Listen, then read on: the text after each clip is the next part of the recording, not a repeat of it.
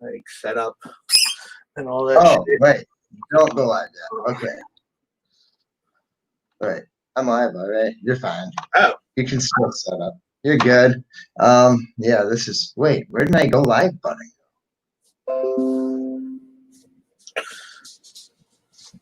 There we go. Oh. All right, guys. We're live. That was a fairly great opening there. Yeah. Wasn't ready. I don't think Josh is ready. And No. for whatever reason, I panic it, go live. It's weird looking up at my screen here now. Yeah, you're like extra. Yeah, I don't know. I kind of like it, and I kind of don't. We'll see. I might have to lower it down. So, are you set up in front of the new 8-footers then? Or? Yeah, they're behind me now. It's crazy how small they look in picture. No, they actually don't look that small in the picture. I don't know. I think they look small. Dude, my 6 and that's like this. Everything looks smaller in camera. Whenever I took pictures of them, I'm like, it doesn't do justice on how big they are. But it happens. Did Keith say he was joining us tonight? I don't know. Alana and I were trying to talk him into it. I know he had a long day at work and then wanted to get a shower, so I don't know. Right. He might join late. All right. I sent Eric the link. He's going to be joining us with a lemur. That'll be sweet. Yes. The lemur. Oh, hell yeah. Something a little different than reptiles. Yeah, he said we'll probably gravitate towards reptiles, so yeah. Guaranteed. Usually. Yeah. But dude, I had like something I was gonna say when I popped on here. I forgot. Oh yeah. Oh, what was it? What was it? Oh, did you see the link I sent you earlier? Negative. For Apex? No. Okay. Sorry guys, we're talking gaming now. But still. So Apex, just until Eric joins us. Apex is dropping like a new update. There's even like a movable respawn beacon. Yeah. Yeah. Cool. You got anything you want to show off? I'm just. Oh. I don't know if we can see them. Yeah, hold on. I got this. These little guys. Come on, focus. Yeah, that's right. We haven't been on in a while. You haven't been able to show off your new clutch. No, this is one me and Keith produced. They should head albinos. Why isn't it focusing? It's so weird. Yeah, I don't know. I don't know if I'm just too close to my camera. But I think it's just I'm too close to it. Dude, they're really pretty. Oh. Yeah, really sweet. Device not connected. Oh, hold on. Let me exit solo layout. Hey, check it out. Eric shit. Join them in. Hey, man, how's it going? What's up? What's up, Josh? Not too much. He was just showing off his new babies that he just hatched out. Gotcha. So how's everything been with you? Good, man. But I was going to give them to him. Everything's good, man. Everything's good. So you guys got a cool new buddy. If you want to call him that. Come here. How? Okay, so I guess What are like the requirements in lemur care? That's You know, first off, these guys they make horrible pets. Just so you know, as with most exotics, um, they. I don't think they were really made for captivity. Well, they definitely weren't. They they're endangered. Obviously, they're from Madagascar. That's where all lemurs are from. All the species of lemurs. There's not just ringtails. There's several different species in Madagascar of lemurs. But unfortunately, lemurs were made to be raised by other lemurs, not by humans. And we're kind of learning the hard way.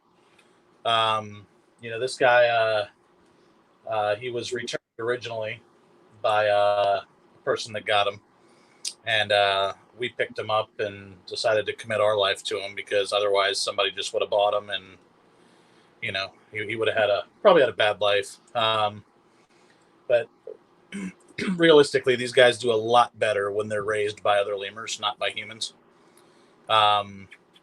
And you can read lots of studies on that. They're very social animals. They have a structure, and they're really supposed to stay with their moms for a long period of time.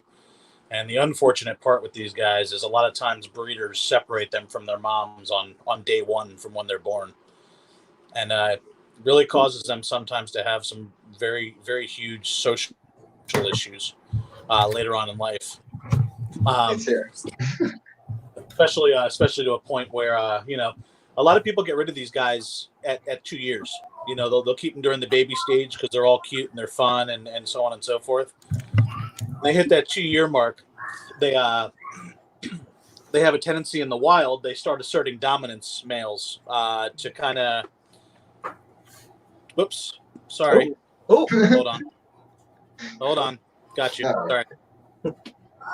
They start asserting dominance to kind of establish their chain. Kind of a chain of command thing. In their with lemurs, they travel in troops, and sometimes their troops are 20, 30 lemurs. But anyway, males are at the bottom of the chain when it comes to the troop.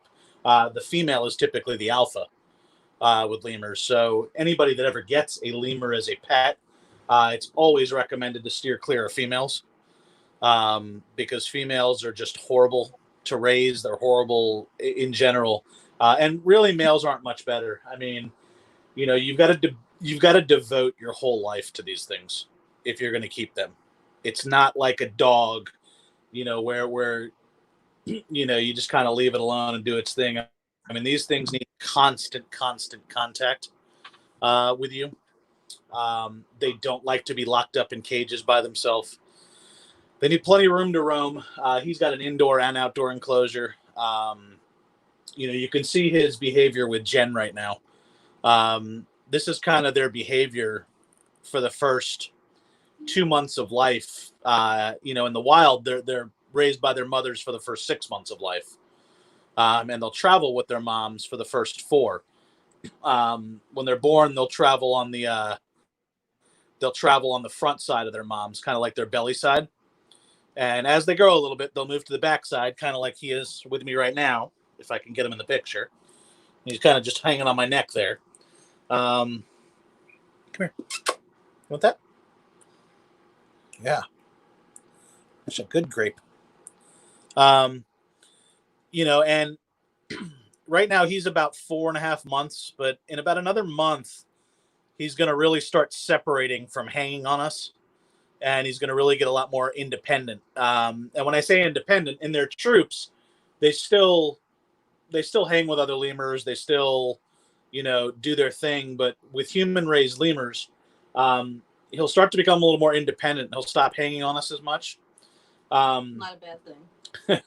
Not a bad thing. But like I said, they're worse than raising 2 toddlers at the same time. And you got to pretend you had 2 3-year-olds for the rest of your life, and they didn't exceed the age of 3. Couldn't do it. And that's what it's like. You know, he's at an age right now where he's very bitey. So he runs around and chews on everything, chews on me. I mean, if I showed you, you know, like my arm, you know, that's all lemur. That's not that's not snakes or cats or dogs. Those are all lemur bites, scratches, because that's how they play in the wild. You know, that's how they play with their, you know, with their other juveniles and other lemurs. They scratch, they bite, they run, they do all kinds of stuff. But you ask about commitment to them and what's required. Frankly, I would recommend anybody that was watching this never to get a lemur as a pet. It's just, you know, we're learning the hard way, adopting this guy. You know, they're horrible. I mean, frankly, I mean, there's going to come a time in his life where, because he's human raised, he's going to lose all his fear of humans. So once they lose their fear of humans, they start to assert their dominance over humans, since they don't have other lemurs in their life. So when I say assert dominance, I don't know if you guys have seen some of the pictures that Jen's posted or I've posted, but these guys, when they grow up, they have some pretty hefty canines, teeth-wise, and they're known to inflict some damage around the 2-year point. You know, I'd say it's a 60-40 split from everything I've read. 60% of them turn into major buttholes. I see there's a child in the background, so I didn't want to use language. And 40% of them, you know, they might go their whole life and never try to assert dominance, never try to overpower, and just live their life as close to a pet as you can say. Obviously, people get them with the fact of, oh, I raised mine right. It's not going to happen to him. Neutering. I neutered him at the right age, and it's not going to happen. He's not going to turn evil. But he will be neutered. There's nothing you can do to prevent it. It's either going to happen or it's not. Yeah, keep going. That's right. So like I said, you know, at the point of 2 years old, these guys go through sexual maturity, and they decide, hey, you know, it's my time to be more dominant here. You want more grapes? Where you at? Grape? You know, it's my turn to be dominant here. I want to be the dominant one. You're not in charge anymore. And when that happens, their behavior changes quite substantially. Unlike snakes that are defensive, they'll become very aggressive, and they become offensively aggressive, to where, at 2 years old, basically, you can't have them out with any other people in your house that they don't know. They usually have automatic aggression to people that aren't part of their troop. So if I invite a friend over and it's not a person that's normally at my house, if I have him out, there's a good chance my friend's getting attacked when he walks in the door. You know, the last line is when they start attacking their owners, and that happens also. Even though we raised them and so on and so forth, we carry that risk later on in life. You know, about 1.5 years from now, that he could just be Dr. Jekyll and Mr. Hyde, and one day just decide to jump. And these guys move like ninjas. I don't know if you've seen him jumping back and forth. It's quick. I will tell you that they're faster than a cat. And if you've seen how fast cats move, and I'll tell you that from experience, because my cat can't catch him. She tries though. She tries. And we have an adult cat, an adult Sphinx. She's about 7 or 8 pounds. And she's fast. She's very fast. And she cannot catch him. He's so much faster than her. And he's learned that there's higher ground that he can get to that the cat keeps him alive, really. So, you know, I mean, humans have, I'm trying to think of the muscles that we have. I'm not very familiar with anatomy, but there's like twitch fiber muscles and you know, different types of muscles, and you see athletes that are super fast, that, you know, just they're able to run super fast speeds and everything, and then you see humans like myself that can't run worth a shit. You know, but lemurs, their muscles are just instant reaction. I mean, he can jump at this age from me. He could jump probably 6 to 8 foot leaps. Probably about 8 feet from standing still. He could probably do an 8-foot long jump and be fine. He could probably do about a 6-foot vertical jump right now. And for him, he weighs 1.5 pounds. So, I mean, 6 feet vertical or 8 feet horizontal. And how many of you guys have had geckos before? Well, we've had them. Yeah. You ever felt the gecko's feet? Yeah. Yeah. So he's got gecko feet and hands. Just able to climb. Oh yeah. I mean, he'll climb. Door frames. He can climb doors. He can climb door frames. Oh wow. As long as it's 3D, he can climb it. You know, there's got to be flat surfaces too, though. there's got to be some surfaces, and if he can't climb it, he can jump and bounce off it to get where he's got to go, like parkour. Mm-hmm. Pretend you got like the coolest parkour course. This guy would kill it. But anyway, they're wonderful, wonderful animals. You know, I've got a new respect for wild animals now. And sometimes, you know, you apply anthropomorphism towards animals. And, you know, obviously people do it with reptiles all the time. You know, my snake loves me. He gives me kisses and blah, blah, blah. It's especially easy to do with primates because people start to think of them as domesticated because they live with you every day. Yeah. And you got to take a step back. I mean, this guy is a total asshole. He's a wild animal. I mean, he doesn't listen. He doesn't care what you say. You can throw him off you. You can push him off you. You can push him across the bed, and he'll just run back and bite you again. Like he doesn't care. Now he does mellow out like this. You know, he does let you scratch him and touch him. You know, so that kind of.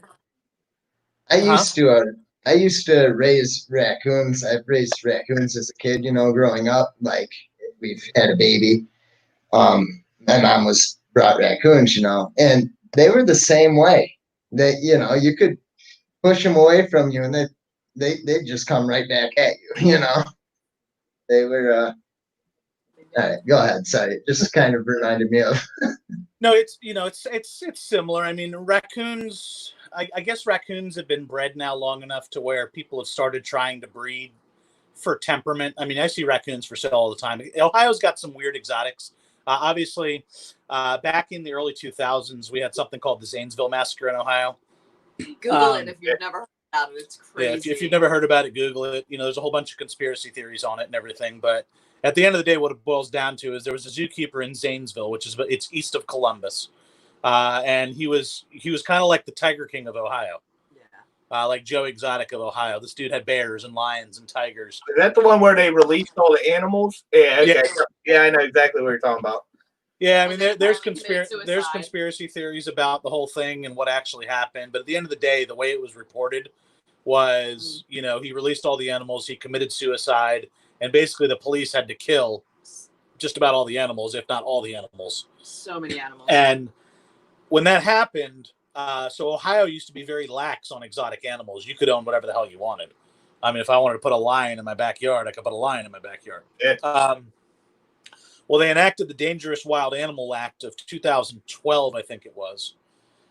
And that not only affected mammals, it affected all dangerous animals, including snakes. So obviously, you guys know I have venomous and everything like that. You know, venomous used to not require anything in Ohio. It was like Pennsylvania. You know, you go to a local show and just buy a cobra and you're good. Yeah. Now, obviously, there's a whole permitting process and everything. But some animals, such as tigers and cheetahs and all that, are just totally banned, period. You can't own them at all. So all big cats, servals, caracals, even the smaller wild cats. The only wild cat that we're allowed to own in Ohio is a bobcat. I don't know why they're exempted because we're not allowed to own lynxes, and lynxes and bobcats are in the same family. Right. But bobcats are legal, and there's 4 monkeys or primates that are legal: lemurs, squirrel monkeys, marmosets, and capuchins. So all legal in Ohio without a permit. So, you know, Ohio is one of the few states in the U.S. that allows lemurs. You know, I think there's maybe 6 or 7 states where you can legally own them or buy them. And the hardest part with lemurs is you have to buy them unless you find some shady ass breeder, you have to buy them in the state you live in because they're not allowed to be transported over state lines. So they're endangered. You know, they're I think they're federally protected in the United States. And that's why, like, there's a bunch of breeders in Florida and Texas, but if you ever read their ads, it's Florida and Texas residents only. They're not allowed to ship them out of state or anything like that. So it's really a niche exotic animal to have. But it's also a bitch exotic animal to have. What's the lifespan on them? You know, it's debatable. So I would say 20 to 25 years, 20 to 30 years, good is a good estimate. You know, a lot of people buy these guys and have no clue what to do with them. And we did a little bit of research, obviously, before we adopted him. So we knew the basics. I have a good lemur support system, fortunately. You know, there's a young lady that runs a Facebook page online. You'd be surprised. You think going on Facebook, you'd find like some type of lemur group that has like 50,000 people. Yeah. Like the biggest lemur group has like 800 people. Oh shit. So, you know, your support options for lemurs are very, very slim. And the big places that can help you are very against pet lemurs, like the Duke Lemur Rescue from Duke University. They have probably the largest lemur sanctuary in the United States, Duke University.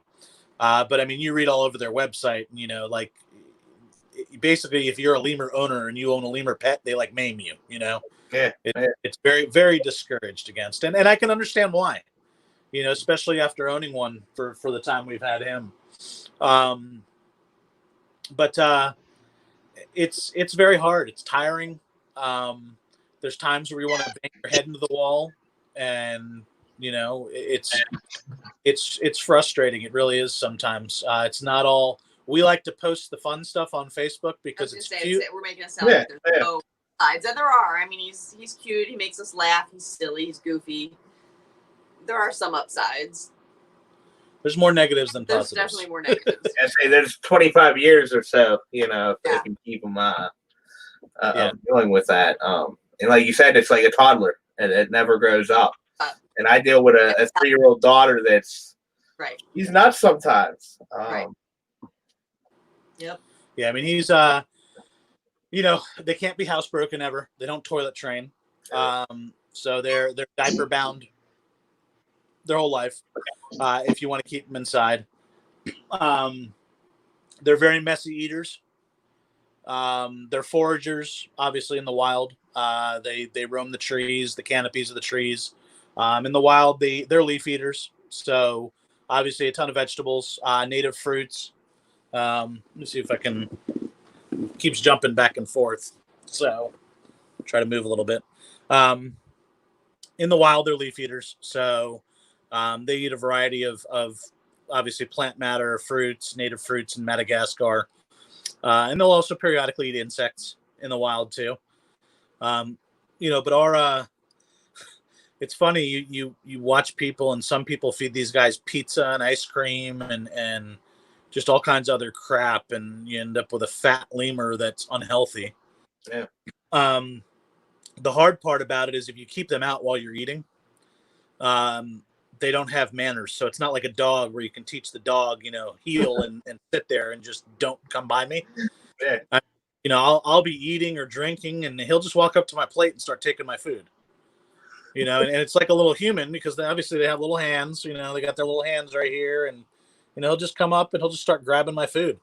They love sugar, so orange juice. If you're ever drinking a glass of orange juice or something like that, I mean, he'll literally, while I'm drinking, stick his head in my cup while I'm drinking it, like whole head, like all the way in the cup. So we're trying to train him in certain things with different types of treats. Like they are sugar fiends. So if you find something with sugar, they usually love it. Obviously it's bad for them, like it's bad for us. But it's a good training tool. In fact, for diapering, we started with grapes. And now we switched over to fruit snacks, like little mini fruit snacks. And I mean, he goes nuts for either one of them. But it allows us to capture his attention for a little while. But like I said, you guys have probably seen pictures on my Facebook of the outdoor enclosure I built for him. Yeah. It's 10 by 16 by 8. I could probably house 3 lemurs in there if I wanted to. It took me and my buddy Chris and my buddy Andy to help me a little bit, but it took us good 10 hours a day over 4 days. So it was about 40 hours worth of work to build that thing. But you got to have it for these guys. They need that stimulation. Obviously they need enrichment activities, challenges. I actually, Jen today, she put some monkey biscuits and parsley. They love parsley. Inside like an empty bottle, like an empty Coke bottle. And obviously his job is to try to get it out of the Coke bottle. So he'll sit there and play with it for a half an hour, trying to figure out how to get it out. But keeping them busy is a lot. I mean, in the wild, they don't stop moving. So, he'll play all day long. He'll take 2 5 to 15 minute power naps, and he'll wake up like a renewed monkey. Like just balls to the wall, bouncing off the ceiling. And like 2 minutes before that, he was sound asleep, like dead. So. So there's no like in between. It's either 100. No, it's 0 to 100. This is the in between right here. So I would say we get about 5% of our day with him is this, but it's only 5%. Yeah, it's not a lot. No. So, it sounds sick to say, but we almost like when he gets scared. He chills out and comes to our shoulder. So, best time because he's relaxed, he's mellow. I'd rather have him all over my shoulder and chilling out than bouncing off the wall and biting me and stuff like that. I mean, at this age, you've been bit by a puppy play biting. Mm-hmm. This is like a puppy on steroids. I mean, his teeth, obviously as adults, their teeth are very dangerous. But as babies, I mean, he'll make us bleed sometimes. And, he doesn't know how to control his jaw power yet. So he'll come up to you and he'll lay a bite on you. And it's literally like really a bite. Like he'll fuck you up. Obviously he'll learn with age to relieve the pressure because play biting stays with them most of their life. Yeah. They love to play. They love that jumping around play. You can see in the background. This is our bedroom. So he's got his own little jungle gym in our bedroom. It's kind of a retreat for him because he's got a little hammock up there. You can see in the corner, like right there. Yeah. And then he's got ropes and chains. It's almost like a bondage swing. People look at our bedroom sometimes. They're like, "What the hell are you hanging from your ceiling?"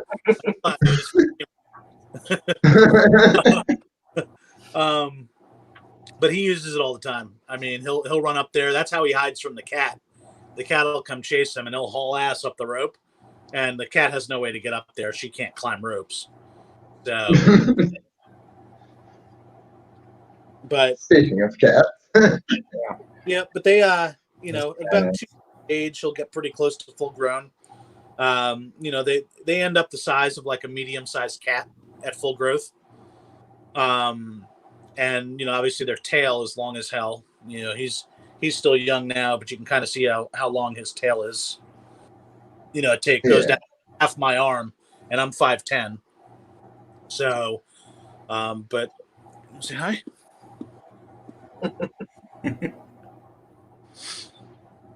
What is that?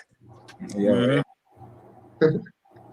So, touch screens around them are very bad.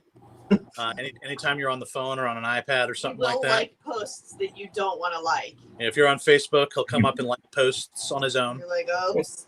And he'll come up and send texts that you aren't finished typing yet. He'll play YouTube videos that you don't want. I mean, he'll do whatever. sounds just like a toddler. Yeah, right. It's worse. I mean, It's way worse. it's really worse than a toddler. I'll tell you, I've had to change my mindset because I have very, very, very short patience. Like I have no patience. I'm a very impatient person, and I'm very OCD on top of it. So I'm impatient and I'm OCD. And like if you have either of those qualities, lemurs are not for you. Um, you know, he's starting to bite the top of my doors in my rooms. He'll climb up to the top of the door and just start chewing on the top of the door. And I mean, at least puppies, you can get to the areas that he's chewing. He'll climb to places I can't even get to fix that he'll chew on. So, but like he spends probably about probably spends I don't know how long out a day, babe? Out? Yeah. He's out all except for 4 hours a day. Yeah, he's probably spends about 3 to 4 hours a day while Jen does her part-time job, kind of in his indoor enclosure. Otherwise, he's either out in the house kind of running, or he's out with Jen in the enclosure outside. We'll sit out. If you're going to be in his outdoor enclosure, you can't just drop him in there alone and let him sit there. That don't work. You got to kind of sit in there with him. That's part of the community of being a lemur parent. Yeah. But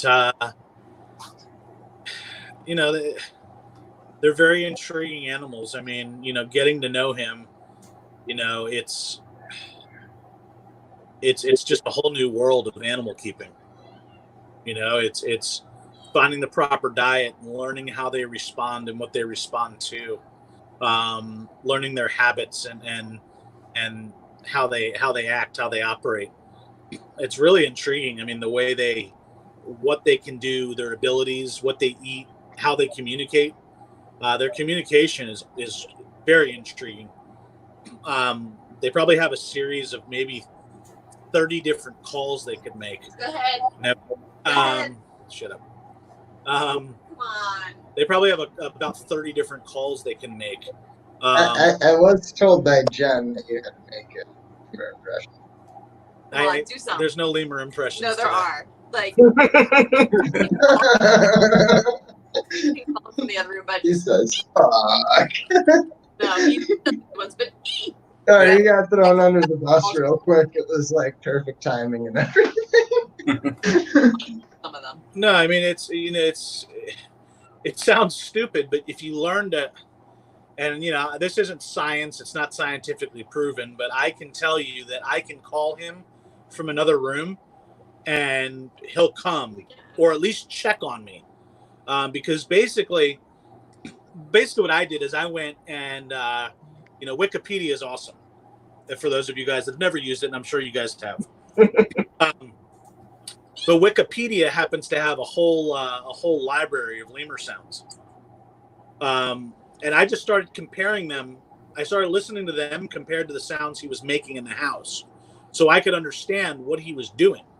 Because they'll make some weird sounds. I mean, we've heard a lot of cat noises, a lot of purrs, and a lot of noises the cat makes. Yeah, we've heard a variety of sounds from him. We've heard sounds of him being scared.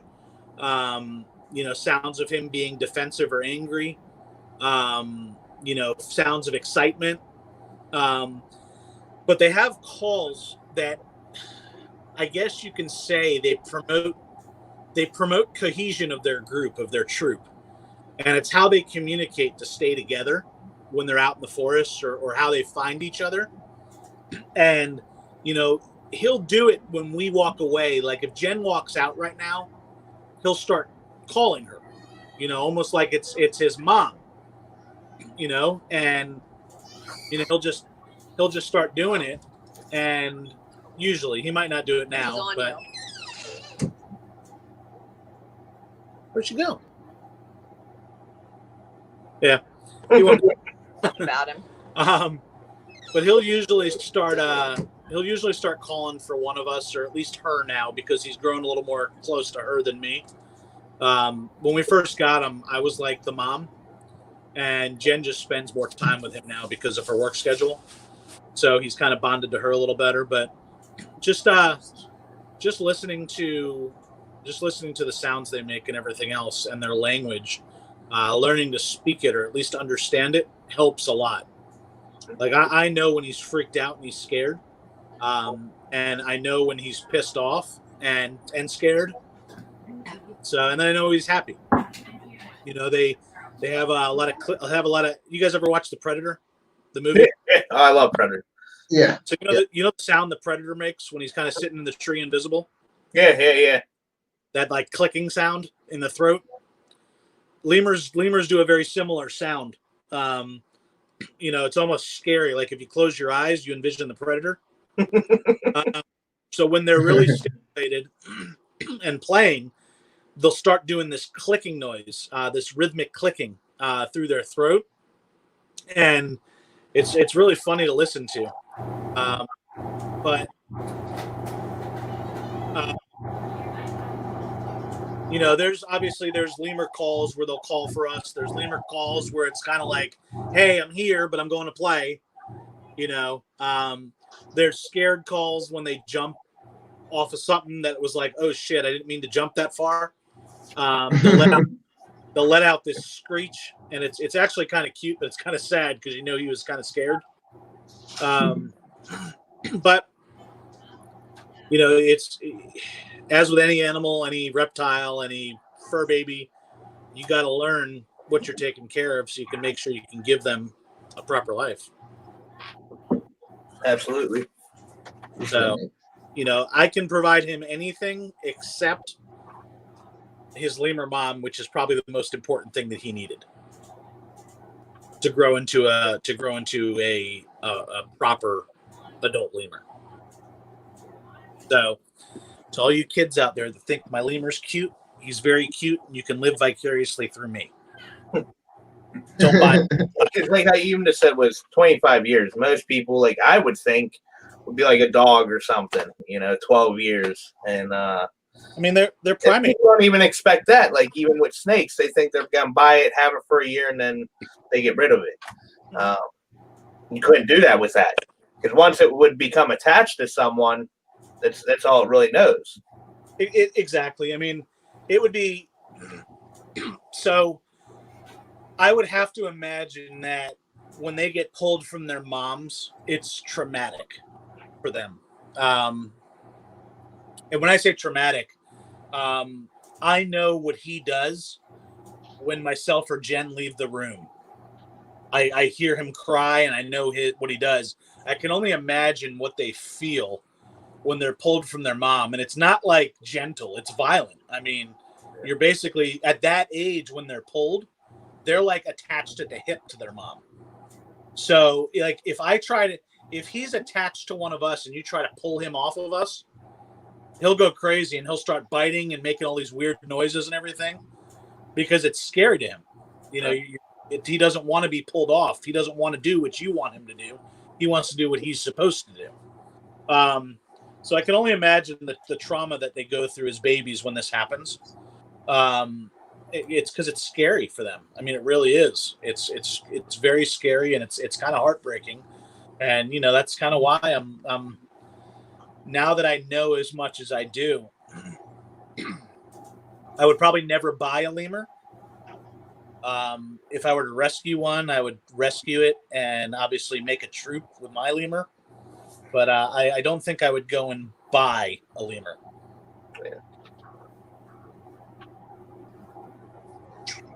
Definitely. Yeah. So hopefully people listen. Yeah, I mean, listen, everybody wants some type of novelty in their life. I mean, we've got a couple hundred of them, you know, I mean, just between all of our snakes and animals and everything else. I mean, our life right now is committed. Our life is animals. That's all it is. You know, and I mean, I'm semi okay with that. Jen's okay with that. She is the animal head mama. So she handles most. She actually handles most of the care of our animals, including the lemur. I mean, Jen does a lot of stuff here on a daily basis. Between you got to figure feeding 9 lizards, you know, 100+ snakes, making monkey food twice a day, dogs, cats, hedgehogs. It's a lot. It is. It is. I mean, I would probably say, just animal care probably spends 2.5, 3 hours a day, caring for animals. And then the rest of the time it's either hanging with the lemur or working.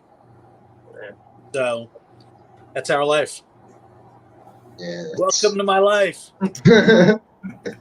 So what's your sleep schedule like with it? That's actually not horrible. He'll go to sleep when we're done with this, whenever we get done.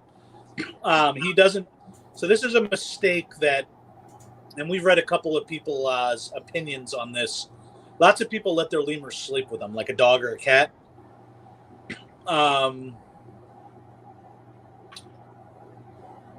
Lots of people let them sleep with them. We don't let him sleep with us. He has an enclosure downstairs. It's in a high traffic area in my living room, so if he's in it, there's at least people around and stuff. He's not like secluded in the basement by himself. But he sleeps in his enclosure, and we feel that he feels secure in his enclosure by himself, by the way he reacts and everything. Sometimes it's actually difficult for us to get him out of it. But he'll go to sleep probably, 10:30, and he won't make a peep until the light comes out outside. That's nice. He hears us moving around. Or until he hears It's really definitely a lot smarter to not have them in a bedroom. Oh yeah, no, there's no way. I don't sleep good enough to sleep. It's like I said, there's lemur parents that let their lemurs sleep in their bed or in their room. And there's lemur parents that say, hell no, they're going to sleep on their own, gain a little bit of independence. And, at least he's sleeping in a safe spot. We cover his cage with a blanket.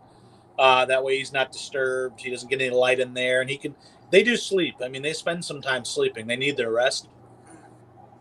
But, Well, I mean, when you're a parkour master, all Yeah. you gotta have time to sleep. there's times I wish that I had the energy he did. I don't know what I'd do with myself if I had that much energy. Like sometimes I wish I was a lemur because of the stuff he can do. Like it's almost like he's Spider-Man. Imagine how quick you could change a light bulb. Exactly. Spider-Man, like, hey, I want to climb a wall today. That'd be awesome. I mean, he plays the floor as Could lava. you just imagine Eric like climbing his wall? That'd be like something off The Exorcist. Like, I don't think people are supposed to do that. He's learned now. I mean, earlier in life, he would kind of stay with us and not venture off, but he started venturing on the top floor of my house, and he'll play the floor as lava. He can go from my room to the bathroom, which there's a hallway to my bathroom, and he can make it there without touching the floor at all. Yeah. So he'll jump from the door frame. He'll run along the top of my closet bar where my clothes are, knock all the hangers off on the floor, and knock all my clothes off on the floor. Then he'll jump to the door frame on the bathroom. Then he'll jump to the door in the bathroom, and then he'll jump on the shower rod. So he can literally run back and forth from my room to the bathroom and never, ever, ever touch the floor. It's quite a sight to see. It's pretty funny. Yeah, I'm jealous. We built it. I'll tell you, I built this thing in my bedroom for him. This thing right here. Mm-hmm. I built that for him. And one of the things with lemurs is you got to change shit around every so often. To keep them entertained. You can't leave things the same. You've got to kind of play with their intelligence a little bit. So I do every maybe 2 or 3 weeks, we'll change this up, and I'll hang the stuff in different positions. But when I first put this up, he wouldn't use it at all. Like, I was like, God damn it. I just spent, $150 buying all this rope and making this shit. And now I've just got a freaking bondage swing in my freaking bedroom. That's what I was just thinking. Well, like, nobody ever comes up here to our bedroom, like friends or anything like that. Because if they did, they'd think we were fucking weird. For sure. I mean, what would you think if you walked in my room and you saw this shit? Like, you Yeah, know, there's some kinky That's stuff the there. monkeys. Uh-huh. yeah. What is that? What is that swizzle stick hanging from the ceiling? Right. I got like a noose over there. You know, I've got chains, I've got whips, I've got ropes. So people, you know, they'll be like, "What the hell?"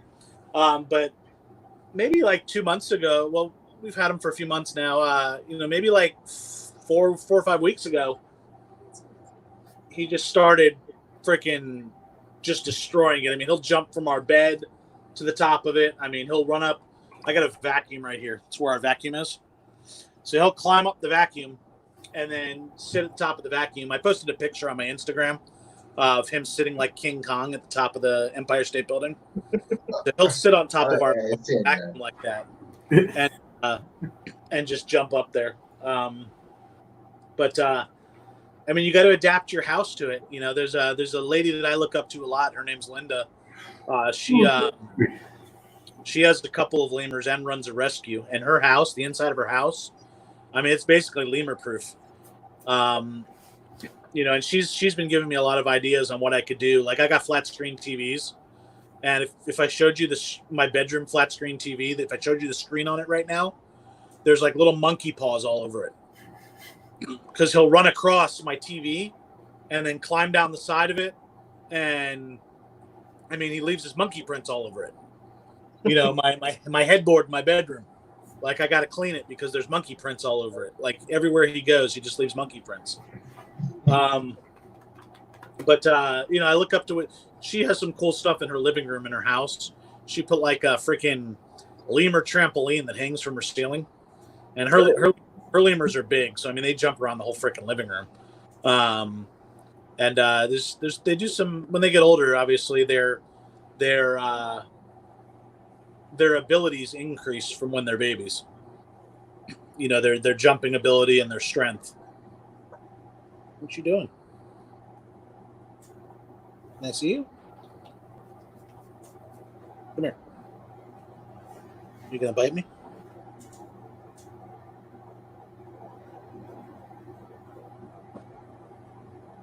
Look at that. Yeah, it's like I said, it's impossible to take them off of you if they don't want to come off of you because he'll bite me so fucking hard like that. Yeah, I seen that you winced at that. I'm like, yeah, I felt that one. and then he'll freaking and now he jumped off of me. So hey, I'm gonna bite you for trying to get you off me, and then I'm gonna jump off on my own. So and really, it's if you try to do it, he'll bite your fingers. If somebody else tries to take him off, like if Jen tries to pull him off me, he'll just latch onto the back of my neck.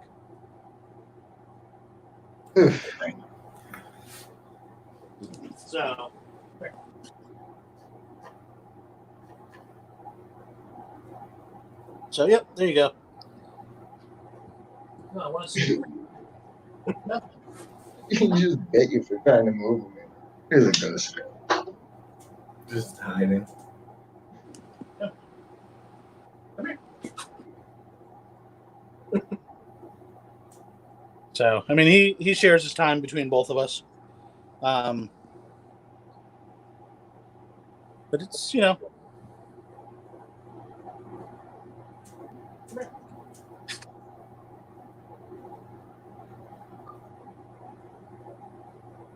You can't hear the noises they're making right now. Because they're very faint. Come here. Don't bite me. So, you know, it's a back and forth. Is it that little clicking noise? Ow, ow, ow. Yep. I can faintly hear it, but Yeah.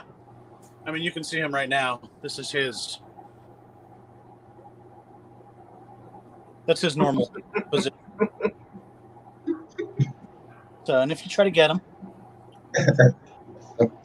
He's digging his nails into me. Yep. If you try to take him off, he'll dig nails or try to get you a good picture of Jen's butt. so they just kind of do what they want. Yeah. Yeah, there's no you know, it's their house. You're just living in it. Okay. There is no Fun, though. there is no compromise. I mean, you have to learn to live with them. They don't have to learn to live with you. Man. So because if you reverse it and you try to have them live with you, you'll never be successful with it. You'll just fail and you'll get frustrated and you'll end up giving the lemur away and you'll have a bitch of a time trying to find a shelter. It's not like you can take them to the local shelter and just say, here, take my lemur. Yeah. You know, so.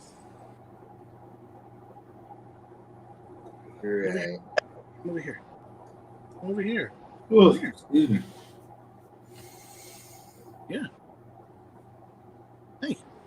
So if you had more than one, do they tend to stick more together than like around humans then? Like, so instead of him jumping on you, he'd just be playing with the other lemurs. So with that, I know like that's exactly right, most likely. The problem at this age, if I get another lemur for him, is he most likely won't bond to us. He'll bond to the other lemurs. And he'll have a tough time trying to acclimate. So, hi. So I think when he's about a year old, we're gonna try to adopt a second one from somewhere. And just give him a partner to play with. Ow! Let go. So you can see the lemur freaking bite, teeth marks. But it's worse than a freaking snake bite. It's worse than a freaking snake bite. But yeah, don't buy a lemur. Just make it easy. Yeah, just all your viewers, don't buy a lemur. just don't do it. That's, after all the care advice, the tips, the tricks, don't buy lemur. Once it's dominance is where you gotta worry. What? What was that? Once it hits dominance is when you really gotta worry. Yeah. Oh yeah. It's pissed at you and it can jump 8 feet. You're not really safe. Oh, you're not gonna. Well, the problem is when they get to that age, you got to have kind of control on them with a belly band and a leash. I mean, they'll run out your front door in a split second. Like you open the door and leave it open for a second, they'll jet. Yeah. And I mean, there's been news articles I've seen them that I've read where freaking people's lemurs have gotten out, like in Florida, and bit the mailman. Like there was a report of a lemur that ran into the mail truck in front of the person's house and bit the mailman and ran back inside. Damn. Wow. And the hard part with them when they bite is normally when they bite, it requires stitches. I mean, their canines are huge. I mean, they're like a gaboon viper on steroids. And they're sharp. So they're like little ninjas. I mean, I don't know if you ever watched the movies of like whether it be a comedy or something where like the ninja or the karate guy kind of beats the guy up before he can even throw the first punch and he doesn't even know what happened to him. It's what it is. Like they'll jump and they'll bite you on the run. Like they don't stop. They'll just freaking hop and bite and run. And I mean, it's crazy. So they just got insane like muscle memory / reflexes. Yep. And they're insane in general. Forget insane muscle memory. They're just insane animals. Come here. Look. Over here. Over here. Could you imagine being a mailman and having something like that come after you? Oh, That's what I was just thinking. I'm like, man, dude probably thought he was just like ate something bad, you know, and then all of a sudden he gets bit. I mean, the hard part right now for our visitors is like people think they're going to come over to my house and like, hey, can I play with your lemur? Not really. He doesn't go to other people. Like it's not like somebody can just come over for a play date and they can play with the lemur. It doesn't work like that. Yeah. He'll either run away or he'll run to Jen or run to myself. but he doesn't just like openly go to like some stranger that walks in the door. You know, usually he's scared and he'll run and hide somewhere or run in his cage and jump to the top. And, you know, just tell people like, you know, the only way you can even get close to him is to spend time here. Yeah. A day a week doesn't work. I mean, it's like every single day, you know. Hey, when I first got this guy, I was doing shit all the wrong way. We were keeping him wrapped up in a blanket when we had him out, thinking that he wanted to be secure. And in fact, what we were doing is we were scaring him more because we were restraining him. So he wasn't bonding to us at all. Like when I'd let him go, he'd like dip and he'd run away. And I was like, what the hell? You know, we got this lemur we rescued and he's just running around my house hiding, you know. And then we started trying to diaper him and just letting him out, letting him roam and not using the blanket. And lo and behold, after like 3 days, now all of a sudden, like he's glued to us. So he kind of, you know, got rid of us. And this is him. I mean, this is our favorite moments with him because he's mellow, he's relaxed. You know, it's time for chill down and stuff like that. I mean, these are the easy times, and really all this is sometimes is an annoyance. You know, I mean, it's kind of hard to move when you got a lemur on your neck. But yeah. They're definitely cool, but like you said, definitely not a pet. Now, nope, lots of money to invest. If you're going to buy one, they're very expensive. They usually run $2,000 to $3,000 to buy one. You know, I mean, feeding them, you know, he eats right now for me. We try to feed them a lot of vegetables. A lot of people get them hooked on fruit, and sugar's not the best for them.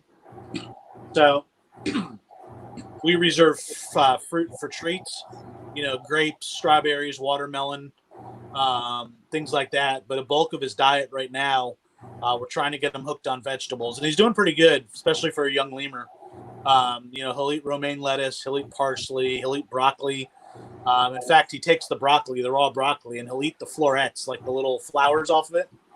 And then he'll throw the rest on the bottom of his cage.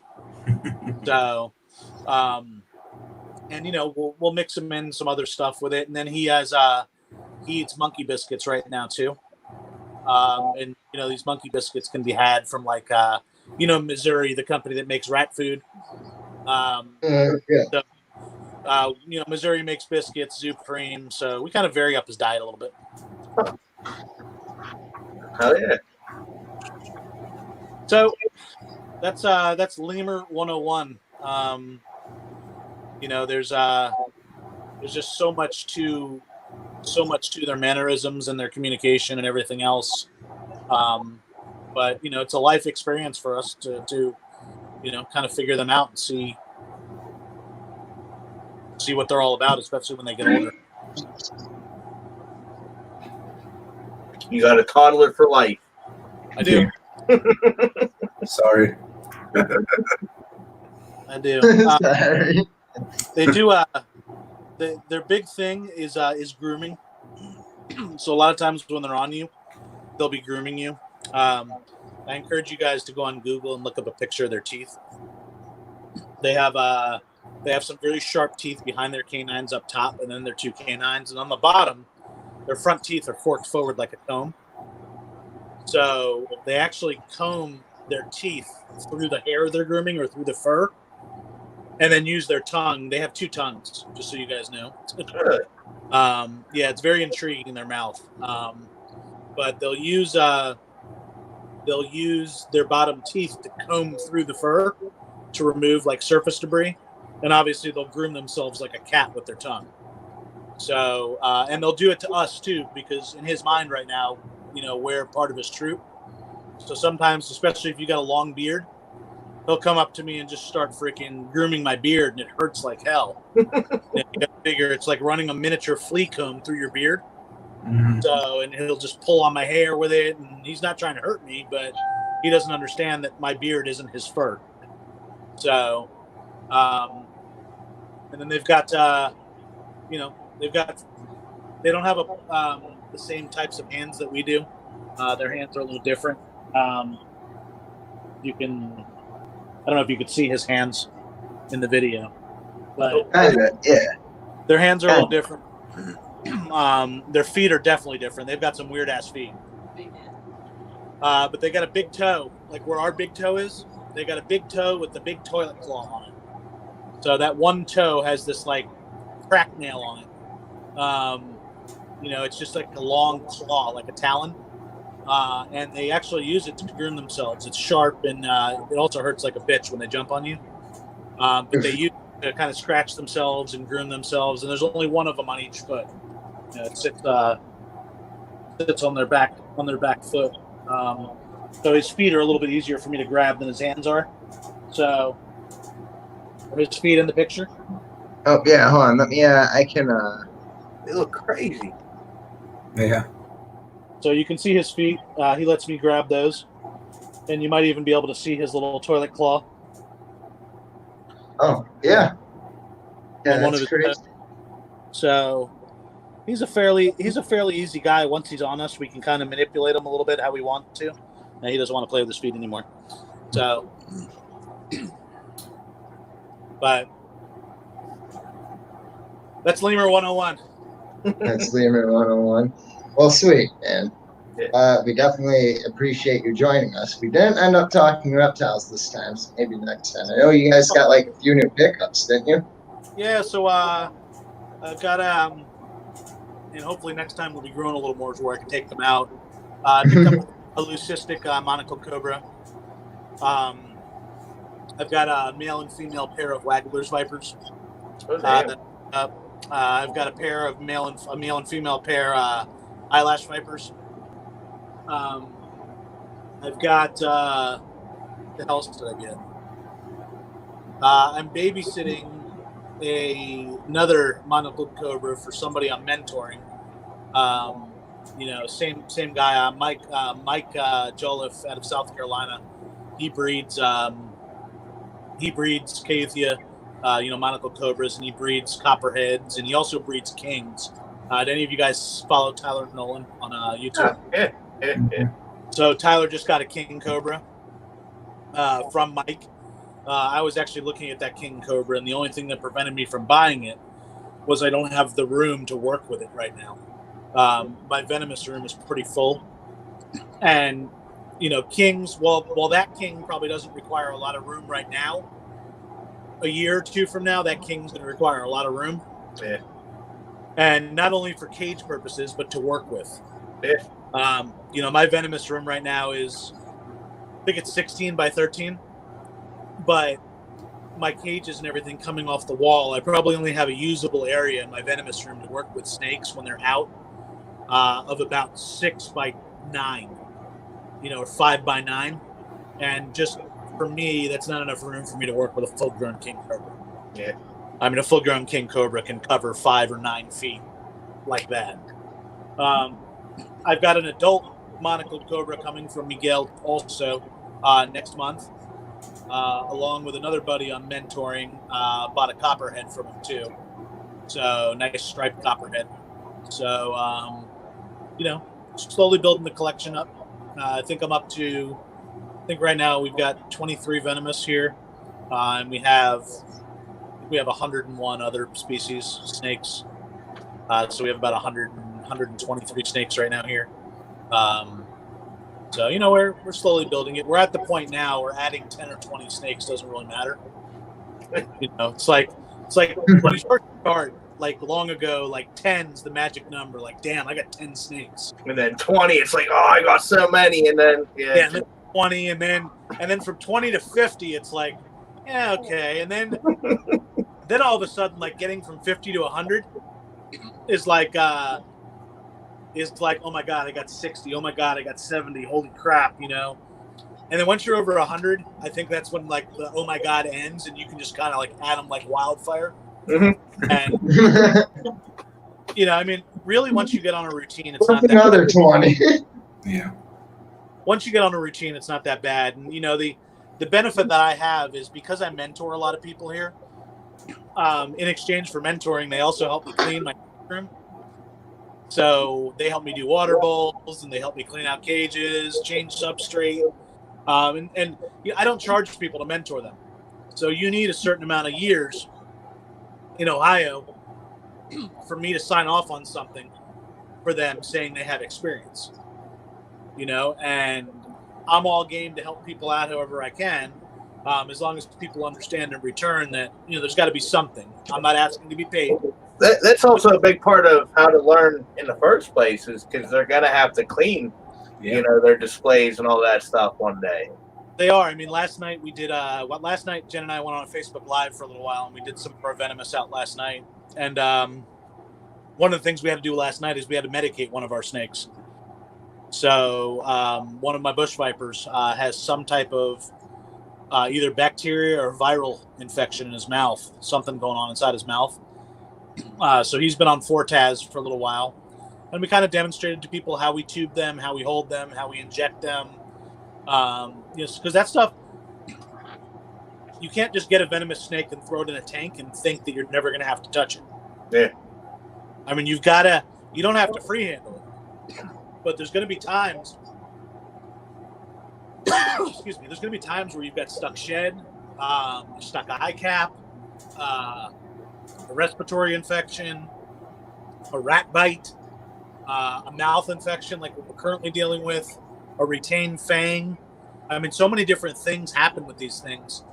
You've got to have some type of at least basic knowledge on the safest way to do what you're going to do. Yeah. I'm not telling somebody when you got a retained fang to take the snake by its head, open its mouth, and stick your finger in.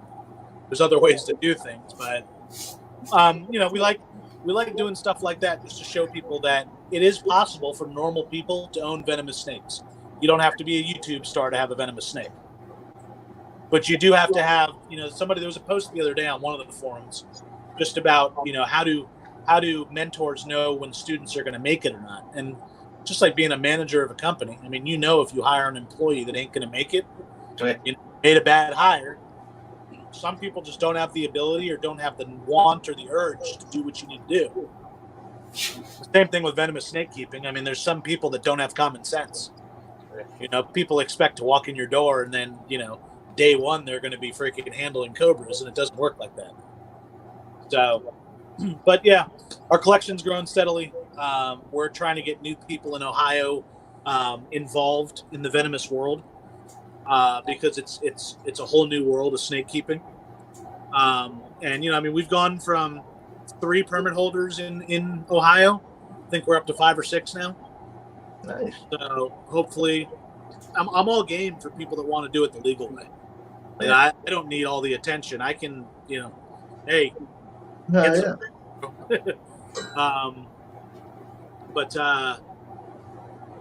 that's all. I mean, we're just here to help everybody. We like going on Facebook. We like having fun. We like going on you guys' show and just talking shit.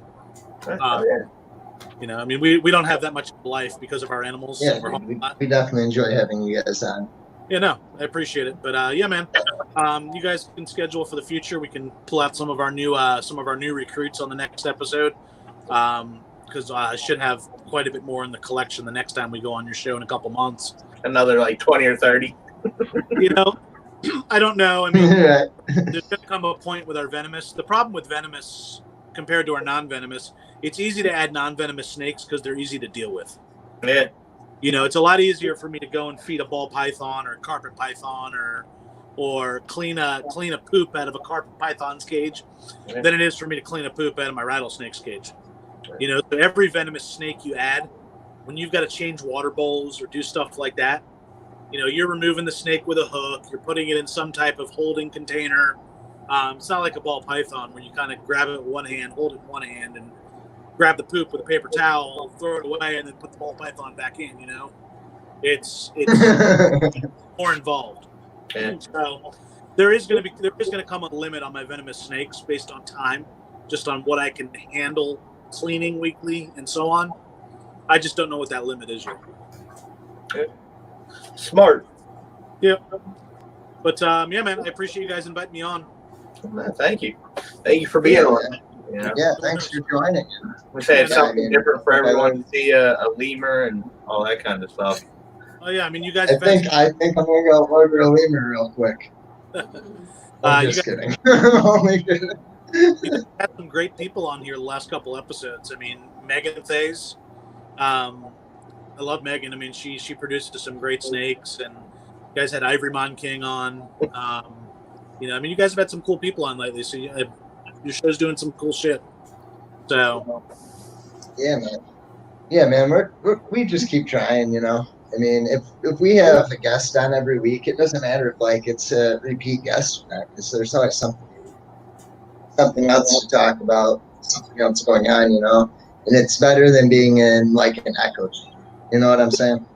definitely. I mean, you guys should reach out to some more of the people in the venomous world.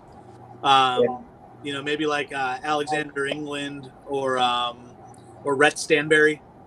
I mean, these guys have some great experience and knowledge with a lot of arboreal vipers, and they have some cool stuff in their collections. Stuff that some of the viewers that you've had on here have never seen before. So there's a lot of people out there that you guys can have on your show to show you some cool shit. Oh, yeah, Conrad, start doing some messaging. That's sweet. Yep.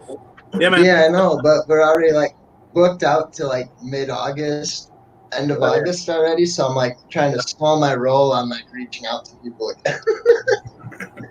Well, good stuff, man. Good stuff. Well, I appreciate you guys having me on tonight. Yeah, definitely. All right, yeah, thanks for joining us, man. You have a great night. We definitely appreciate you coming on. You guys have a good night. Get the lemur to sleep. We'll see you, John. All right. Catch you later, Conrad. See you later, Josh. Have a good one. You too. Good night. Yeah. I didn't know if you were going to get on or not. Right. You just. And he's got the shirt I on. seem like a little icon come up. I'm like, no way. Yeah, he's even got a shirt on with the cat's cover. The shirt was just, happened to be right here. It's like, What happened? Oh, never mind. I didn't take time to set nothing up. I know you're like gray. You're like a ghost over there. dude, he did too. I'm like, When he leans he's like back, losing It color. starts to fade into its surrounding. What? Yeah, you seen that too. Like like when he went over here, he was like, made it out. Maybe. I don't know. Should I do it again? What are you talking about? All right. So we have white shirts, black shirts. Let us know. We should do a giveaway. I don't know. You guys, I don't know. We're gonna do something with shirts eventually.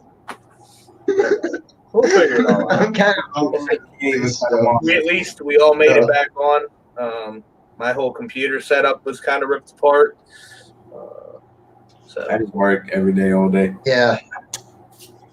Yeah, he's been working Back crazy hours. manager again, basically. Josh redid his whole reptile room, and oh hey, you want to see a cool pickup? What's up, I got?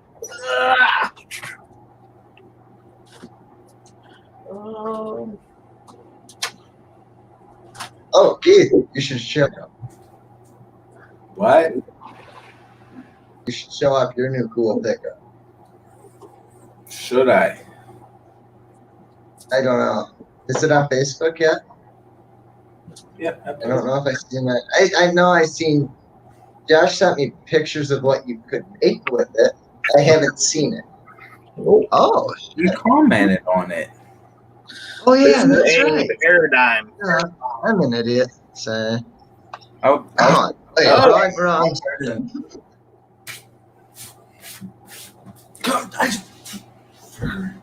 I'll tell you. Yeah, she should. So this is a So- paradigm boa. Oh, paradigm. And then we have a Aztec het paradigm to pair with her down the road. Oh yeah.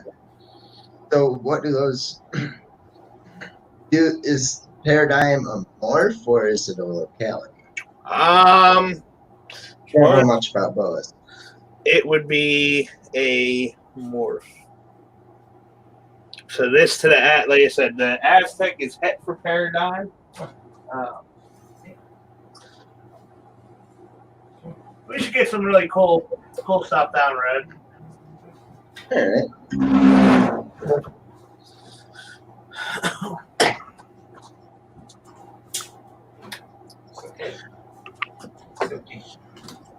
right. Oh, Oh yeah, you got a few new pickups. That's right. Little buddy. You didn't just get one new pickup. You got I two of them. got, hold on, let's see. 1, 2, 3, 4. Yeah, I got a lot of new stuff. Got Oh, this little dude. I got some upper geckos. Got some rats. I got some mealworms.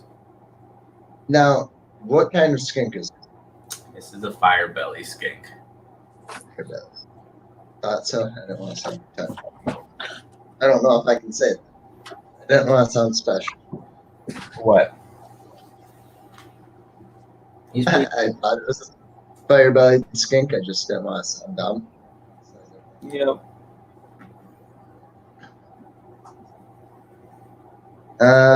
Pretty chill. I like him. And then, yeah, man. See, he's just chilling out. Yep. He pretty relaxed for the most part, or like, do they like get like it's like No. scared? When I like first reach in to try to get him out of the tank, given I've only had him for a week now, not even. He like freaks out and tries to get away. Like once I scoop him up and hold him for a second, he pretty much just does this. And we're chilling here Yeah. for 45 minutes last night. He was just chilling on my shoulder. The only time he really moves is if you try to pet him, and then he'll like wander off a little bit, but he doesn't like freak out. My crested gecko to this day, I've had him for over a year now, and you touch him and he's like gone, like not with it. Didn't you get an exodal too? Axolotl. Yeah. Um, No one. I've never heard anyone actually say that word. Okay, I've never heard that word. Fuck. So not That's- axolotl, and actually I might be able to show you. Hold on, let me put him back.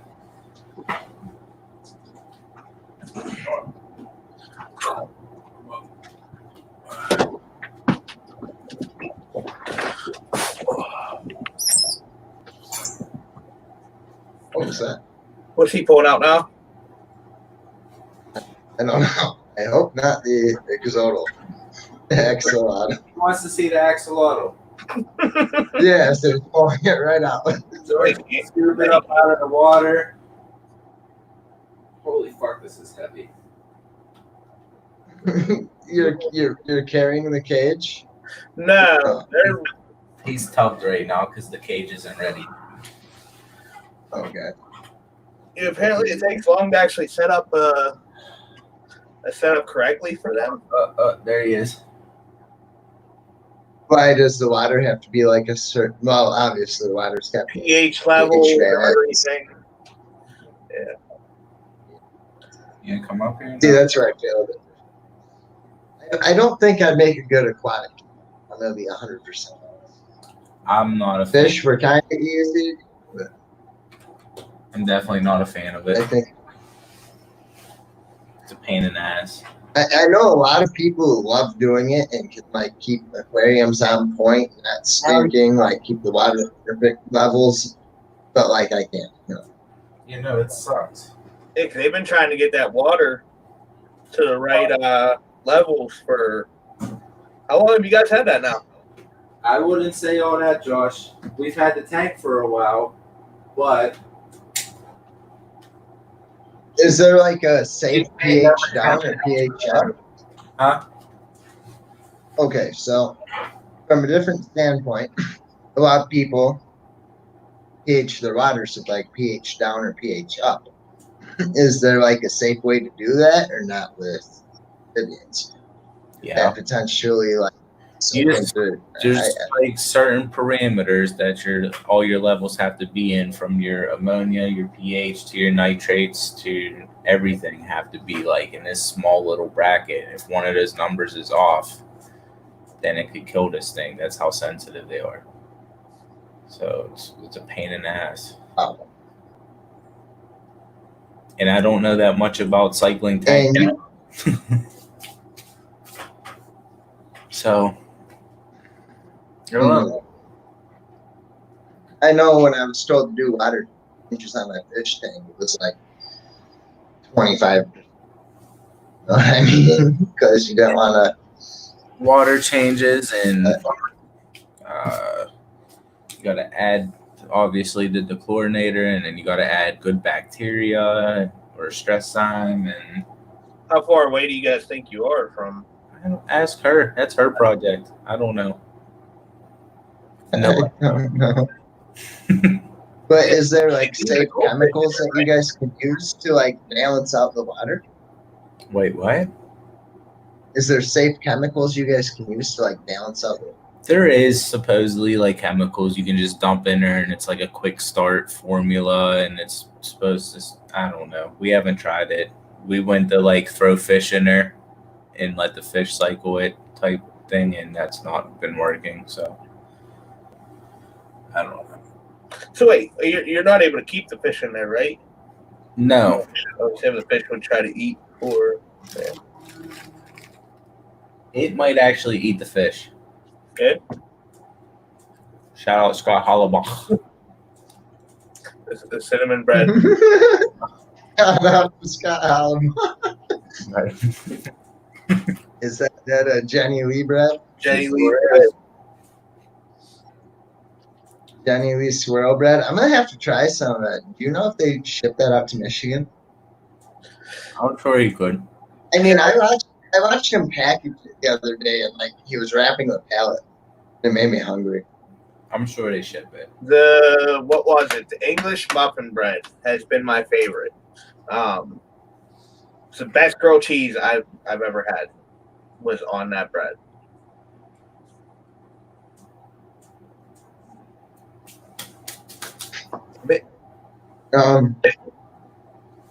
So with like, I know some people like grill potatoes. There's like pH up and down. Oh, you're cutting out. It's like pH, right? What do you? What? Your mic's like not working. Yeah, you like Alright. talking with. Can you hear me? Now I can. Yep. Oh, yep. Are you ever going to tell the viewers? Okay. Nope. Oh. Oh yeah, we should probably leave the live stream, right? Yeah. Oh, okay. All right. So thank you guys for tuning in. Next week we have Brendan Bear for Nerdsy coming back on, and actually, funny enough, I don't know whichever word works there. Funnily, I think that's a real word. Look it up. It's in the dictionary. It's not. It will be. Okay. So Brendan Bear for Nerdsy is going live from his lemur enclosure next. We might be looking at more lemur talk. 2 weeks of lemurs. Sound good? Yep. 2 weeks lemurs. 2 weeks of lemurs. All right. Just make it lemur month. Yeah, but then it wouldn't make sense because we're at the end of the month. All right. Gotcha. Mm-hmm. After that, Dylan's coming on. Dylan. He'll be on. Yeah, he'll be on after Brendan. Okay. Oh wait, when is Unless it's your guys' stream. It might be HVH's. Hey, when's GR? Yeah, I think it's HVH. What? Huh? What? This? What? We'll figure it out. I'm gonna pull up. Until next I'm gonna time. pull up the schedule right now. Check this out. Hold on. He says, "Bye, guys." Hold on. All right. So next week, shower and go it's to bed. Brendan Bear. The week after, it's Dylan, and then it's your guys' stream, and then it's Outback Ray, and then Keenan May Mercado, and then Dr. Spencer Green, and then it's an open stream night. I was gonna run with that idea. It might actually end up as a villain. When is Not sure, but open stream. Or did you just do? I think GR's gonna have to go in through the open stream night. All right, we'll figure it out. But We'll figure it out. say bye, Conrad. It's kind of been hectic. Yeah. We'll see you guys later. We'll figure it out. End broadcast. Remind me to end it up. I gotta end.